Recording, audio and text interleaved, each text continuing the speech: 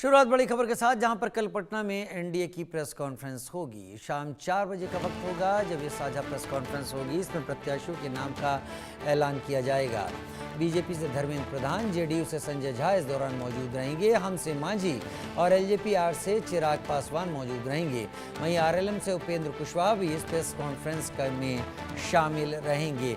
यानी सभी दल संयुक्त रूप से शाम 4 बजे इस प्रेस कॉन्फ्रेंस को करेंगे और इसके जरिए एक संदेश देने की कोशिश करेंगे कि एनडीए पूरी तरीके से एकजुट है। एनडीए ने समय रहते सीटों का बंटवारा कर लिया। एनडीए में सीटों के बंटवारे के बाद भी किसी तरीके का कोई विरोध या विद्रोह नहीं है और इसके जरिए जनता तक पहुंच बनाने की कोशिश एनडीए के प्रत्याशी कल से ही शुरू भी कर देंगे। एनडीए की शाम 4 बजे प्रेस कॉन्फ्रेंस होनी तय है।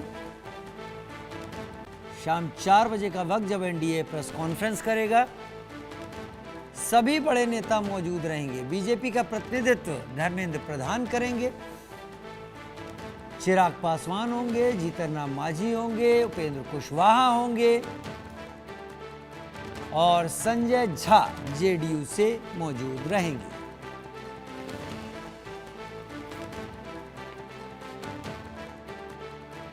यानी जहां तक बात है एनडीए की, तो एनडीए पूरी तरह से अब तैयार हो गया है।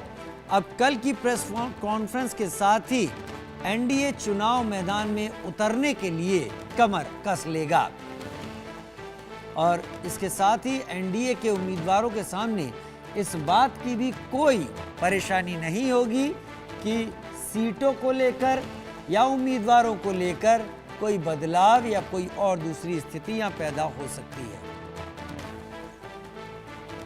शैलेंद्र कुमार पटना से मेरे साथ लाइव इस वक्त जुड़ गए हैं। शैलेंद्र, कल की प्रेस कॉन्फ्रेंस पर अब नजर, बाकी सारी चीजें तो सुलटा ली गई।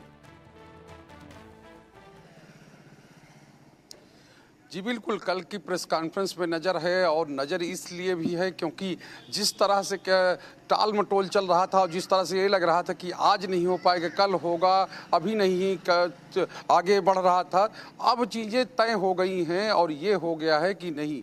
और एक नई स्टाइल में एनडीए के नेताओं ने जो है सीट शेयरिंग की घोषणा की है, या यूँ कहें कि जो सोशल मीडिया का ज़माना है उसी का सहारा लिया गया और एक साथ सब ने अपने जो सोशल मीडिया हैंडल्स पे अपना डाल दिया कि हम खुश हैं और एक ही भाषा, एक ही तरह से लिखा गया।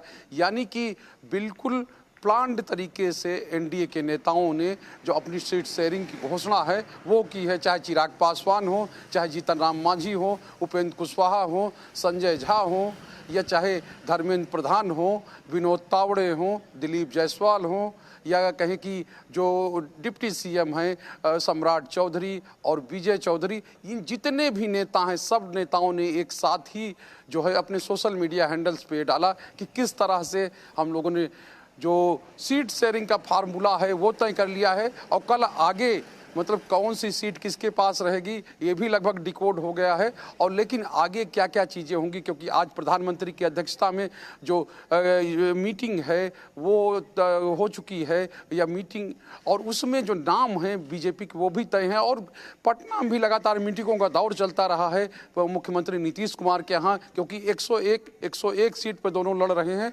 तो जाहिर सी बात है सबसे बड़ी कवायद, सबसे बड़ी कसरत इन्हीं पार्टियों को करनी थी।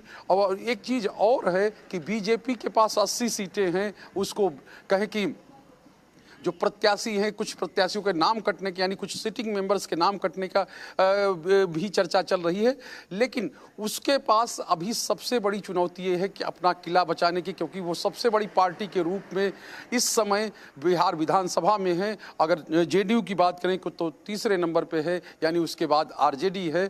तो अभी कह सकते हैं कि बीजेपी और जेडीयू यानी दोनों की चुनौतियां अलग हैं। बीजेपी के पास है कि अगर 100 सीटें लड़ रहे हैं तो 80 सीटें, यानी अपना किला बचाने की जो है सबसे बड़ी चुनौती है। और जेडीयू के पास ये है कि अपना जो ध्वस्त हुआ किला है, यानी कि जो 70-75 थे 43 पे पहुंच गए, 45 पे पहुंच गए, उसको 70-75 लाने की चुनौती है।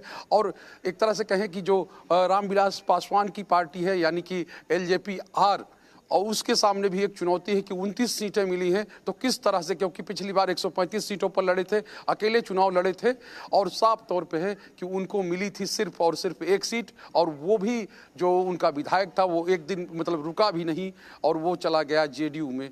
तो ये हालात थे। और अगर इस सब में कहा जाए तो जीतन राम मांझी की जो पार्टी है वो विशेष तौर पे जिस तरह से उसको 4 सीटें मिली थी और इंटैक्ट रही, क्योंकि उस समय एनडीए के साथ मुकेश सहनी थे, मुकेश सहनी की पार्टी टूट गई और उस पार्टी के भी 4 विधायक जो है बीजेपी में शामिल हो गए थे। तो आप समझिए कि हालात क्या बन गए। एआईएमआईएम थी, उसके 5 विधायक थे, उसके भी 4 विधायक टूटकर आरजेडी में चले गए। तो ये हालात जो 2020 के लेकिन बाद एनडीए ने एक बने तरीके थे। से लीड और ले ली अब है जब शैलेंद्र, सब कुछ सुलटा के सारी चीजें करके कल की प्रेस कॉन्फ्रेंस और भी स्थितियां साफ करेगी। शैलेंद्र, बहुत शुक्रिया मेरे साथ जुड़ने के लिए आपका।